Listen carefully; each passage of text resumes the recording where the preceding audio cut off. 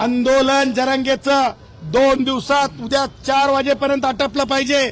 Mumbai clean झाली पाहिजे. कारण परवानगीच नसेल तर बेपरवाना असं फिरता येणार नाही. अशा प्रकारे माया बहिणींना त्रास देता येणार नाही. माया बहिणींना घालून पाडून बोलता येणार नाही.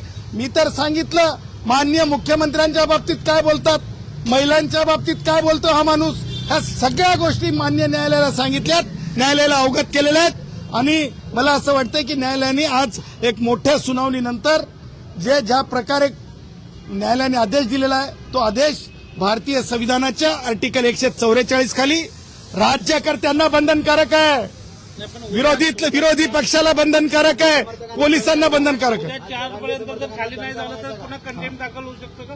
उद्या 4 पर्यंत जर हे झालं नाही तर बघा, अल्टिमेटम दणका हे शब्द मी वापरणार नाही. मी संविधानिक शब्द सांगतो. भारत का संविधान सर आंखों पर है. भारत का संविधान सर्वश्रेष्ठ है. भारत के संविधान से बड़ा कोई नहीं है. और जब भारत के संविधान के तहत माननीय उच्च न्यायालय अपना डिसीजन देते हैं तो उस डिसीजन को हर किसी ने मानना, ये हर किसी की जिम्मेदारी है. नहीं मानोगे तो कंटेम्प्ट ऑफ कोर्ट होता है और उस कंटेम्प्ट ऑफ कोर्ट के अंदर जो है सलाखों के पीछे यानी जेल में जाने तक की नौबत होती है. असंही आज या ठिकाणी तुमच्यावर बोलताना असं म्हणाले जरांगे की तुम्ही या ठिकाणी नेत्याचे पायपोस बूट सगळे जाणे भिकारी आहात वगैरे अशा पद्धतीचा शब्दप्रयोग तुमच्या बाबतीत केला त्यांनी. आणि यालाच जोडून एक दुसरा प्रश्न असा की पत्रकारांना जो त्रास होतोय त्याच्यावरही ते टिप्पणी करतायत. एक सगळ्यात अगोदर सांगतो, जरंग्याला सांगा माझ्यासारखी लायकी तयार करण्यासाठी, डॉक्टरेट होण्यासाठी 25 वर्ष लागत असतात रे जरंग्या. आणि मी चपटी पिऊन, मी की नाही, मी पांढरी पिऊन बाटलेला नाही रे बाबा.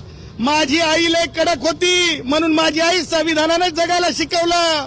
ती अशी छडी घेऊन उभी राहायची. लोकांना त्रास देणं तर सोड जरंग्या. आईच्या संस्कारातून घडलेली लेकरं ही चुकीच्या मार्गाने जात नसतात. तुला घालून पाडून बोलायची सवय ह्याच्यासाठीच आहे. आणि मला असं वाटतंय तू आईकड नाही सासरवाडीत आहे, तू आईकड नाही सासरवाडीत आहे, तू आईकड नाही सासरवाडीत आहे. म्हणून खूप जरंग्या, तुला माझ्यासारखं होण्यासाठी खूप तुला सांगतो माय बहिणीची मान मर्यादा राखायचं शिकावं लागेल. अशा तुम्हाला सांगतो गलिच्छ विचार असलेल्या माणसाला, अशा महिलांच्या बाबतीत हाणून पाडून बोलणाऱ्या माणसाला, समाजाला, धनगर भावांना माझ्या काय बोललाय हा बांबू. अरे हे बोलण्याची याला काही म्हणजे डोकं ठिकाण्यावर आहे का? याला कायदाच ठिकाण्यावर आणू शकते. म्हणून मी मान्य न्यायालयाला योग्य ठिकाणी आम्ही आमचे विचार मांडलेले. न्यायालयाने सांगितलं की वेशीवरच अडवा, पण जर ते वेगळ्या मार्गाने मुंबईत घुसण्याचा त्यांनी प्रयत्न केला, रेल्वेच्या मार्गाने किंवा इतर काही गोष्टीने तुरळक संख्येने घुसले तर कसं पाहताय? सगळ्या सिम्पथायझरला राष्ट्रवादी काँग्रेसचे वयोवृद्ध पुढारी शरद पवार यांचा देखील न्यायालयामध्ये काय रोल असू शकतो, उद्धवचा काय रोल असू शकतो. काय नाव ते माझी हे काय नाव त्यांचं ते दानवे, हो काय अंबादास दानवेंच्या बाबतीमध्ये ते काय बोलले कायदे बघा. हे सगळं असं हे जे रोल आहेत ते रोल आम्ही ते सगळे न्यायालयासमोर ठेवलेले आहेत. कानून के हाथ लंबे होते हैं जरंगे, बोलने से बात नहीं बनती, कानून में होना चाहिए. और जो कानून को नहीं मानता उसका जो कोर्ट है, कोर्टों के सामने कोई मतलब नहीं होता है. इसलिए हम यही कहेंगे जरंगे, हम यही कहेंगे दवाखाने चले जाओ, अपने तबीयत का ध्यान रखो. तुम्हें परवानगी है नहीं है, अपने गांव लौट जाओ. आम बच्चों के ऊपर वो नौबत मत लाओ जिससे उनका अपना करियर, किसी ने कंप्लेंट होने पर, उनका नाम दर्ज होने पर, उनका जो है पूरा के पूरा एजुकेशनल करियर, उनका नौकरी का करियर खराब मत करो. और मैं उसी के साथ मेरे मराठा भाइयों को कहूंगा, वो मेरे लगते जिगर है. हम जातिवादी नहीं है, किसी जात के बारे में बुरा सोचते नहीं है. जरंगे का मत सुनो भाइयों, अपने गांव शांति से लौट जाओ. उद्धव का मत सुनो तुम, ना तो हमारे जो भी विपक्ष के नेता हैं उनका मत सुनो, क्योंकि गलियारों का चुनाव है. गलियारों के चुनाव के मद्देनजर ये सब कर रहे हैं. ये भी आज हमने मान्य न्यायालय को अवगत किया है. त्याच्यामुळं माझे मराठा भाऊ आजचा न्यायालयाचा आदेश ऐकल्याच्या नंतर ते परत आपल्या गावाकडे जातील, सुख शांतीनं जातील, ते भूलभुलैयामधून बाहेर पडतील, गुमरांगमधून बाहेर पडतील. जे उद्धव ठाकरे असतील, राष्ट्रवादी काँग्रेसचे वयोवृद्ध पुढारी शरद पवार असतील, यांच्या भूलभुलैयामधून बाहेर पडतील, हेच मी सरते शेवटी. युक्तिवाद ज्यावेळेला सुरू होता त्यावेळेला महाधिवक्ता जे आहेत वीरेंद्र सराफ हे वारंवार कोर्टाला विनंती करताना पाहायला मिळालं की तुम्ही निर्देश द्या. हा. सरकार हातबल आहे का? बघा, हा मुद्दा आहे ना, राजकारण्यांनी म्हणजे शरद पवार असतील, उद्धव ठाकरे असतील किंवा दानवे असतील किंवा जे कोणी असतील, त्यांच्या बाबतीमध्ये आपण एक प्राकार्यानं बघा की हा राजकीय मुद्दा करण्याचा प्रयत्न केला. जसं तुम्हाला सांगतो, ह्यापूर्वी संविधान खतरे में है, ही काँग्रेसांची चाल असते. हे आता काँग्रेसांच्या चालीचा एक काय म्हणतो, एक प्यादा आहे उद्धव. तुम्हाला सांगतो, काँग्रेसांच्या चालीचा एक प्यादा आहे. म्हणून आज बघा, तुम्हाला सांगतो, संविधान खतरे में है, संविधान खतरे में म्हणणारा संजय काही दिवसापूर्वी तुम्ही ऐकला की संविधान बदल दो. तुम्ही ऐकलं ना, संविधान बदल दो.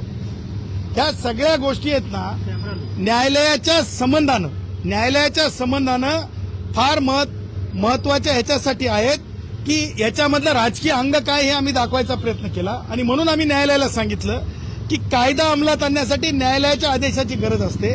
न्यायालयाला ज्यावेळेस श्री वीरेंद्र सराफ ऍडव्होकेट जनरल यांनी ज्यावेळेस सांगितलं की हा आदेश होता, त्या आदेशामध्ये आम्ही साहानीची जजमेंट रेफर केली होती की बंद कसा करता येत नाहीत रस्ते, त्यावर न्यायालयाने स्पष्ट सांगितलं की ह्या जजमेंटला आम्ही परत तुम्ही उद्यापर्यंत एन्फोर्स करा, म्हणजे अंमलात आणा.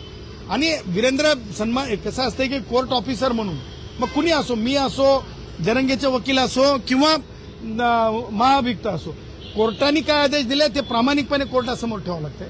आणि माझं म्हणणं आहे की ह्या गोष्टीला आता राजकारण म्हणून पाहू नका, कोणत्या समाजाचे मुख्यमंत्री आहेत म्हणून पाहू नका. आपले काय नाव त्यांचं, आपले काय ते उपसमितीचे अध्यक्ष राधाकृष्ण विखे पाटील कोणत्या जातीचे आहेत हे म्हणून बघू नका. या गोष्टीला संविधानाच्या नजरेतून सर्वांनी बघावं, ही माझी भावना आहे. आणि मी हेच न्यायालयाला सुद्धा सांगितलं की जातीच्या चष्म्यातून कोणी अशा ह्या प्रकरणामध्ये बघू नये. त्या पुढे जाऊन मला असं म्हणायचं आहे, उपसमितीचे जे काय काय नाव अगोदरचं श्री राधाकृष्ण विखे पाटील, मला तुम्हाला सांगणं आहे, तुम्ही कोणताही निर्णय सरकारला सुचवताना नैसर्गिक न्याय असतो. विखे पाटीलजी, नैसर्गिक न्याय असतो. नुसतं जरंगेचं ऐकून एखादा शासन निर्णय तुम्ही घेऊ नये, हे माझं डंक्याची चोट पे तुम्हाला सांगणं आहे. त्याचं कारण आहे की भारतीय संविधानाच्या आर्टिकल 14 मध्ये नैसर्गिक न्याय सांगितलेला आहे. हो, कुणबी मराठा एक नाहीत, म्हणून कुणबी आणि मराठा वेगवेगळे समूह आहेत हे सांगण्याची आमची तुम्हाला इच्छा आहे. तुम्ही आम्हाला वेळ द्या. जर तुम्ही उपसमिती असाल शासनानं तयार केलेली, विरोध करणाऱ्यांचं ऐकू नये असं कशात लिहिलेलं आहे. आणि म्हणून जर तुम्ही वेळ देणार नसाल तर आम्हाला नाईलाज असतो, राधाकृष्ण विखे पाटील यांच्या विरुद्ध देखील याचिका दाखल करावं लागेल.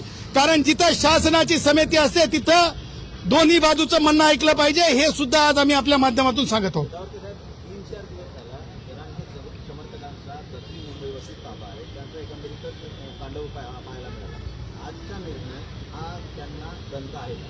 बघा, दणका, अल्टिमेटम, गोळ्या घाला, बाजार उठवतो, हे की नाही ते जाकीर नायक होतं की नाही, ते सीमा पलीकडल्या लोकांचं ऐकून काम करीत गेलं हरामखोर.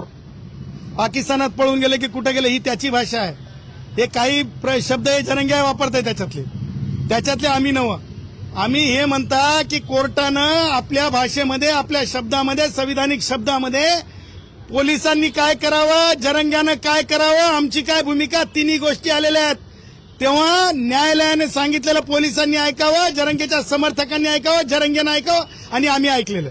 एक सगळ्यात महत्वाचा प्रश्न की वीरेंद्र सराफ तर आज संविधानानं जे सांगितलंय ते सर्वांनाच ऐकावं लागतं अशी भूमिका गुणरत्न सदावर्ते यांनी मांडली. आज न्यायालयामध्ये मराठा आरक्षणासंदर्भातल्या याचिकेवर सुनावणी झाली आणि जे आंदोलन सुरू आहे त्या आंदोलनासंदर्भात न्यायालयानं ज्या ज्या गोष्टी सांगितल्यात त्यांचं पालन हे मनोज जरांगे पाटील आणि आंदोलनाला करावंच लागेल हे आपण त्यांना सांगितलंय. आंदोलनामध्ये महिलांना जो त्रास झालेला आहे त्यासाठीची जी तक्रार आहे तीही आपण कोर्टामध्ये सांगितली, असं गुणरत्न सदावर्ते यांनी माध्यमांशी बोलताना स्पष्ट केलं.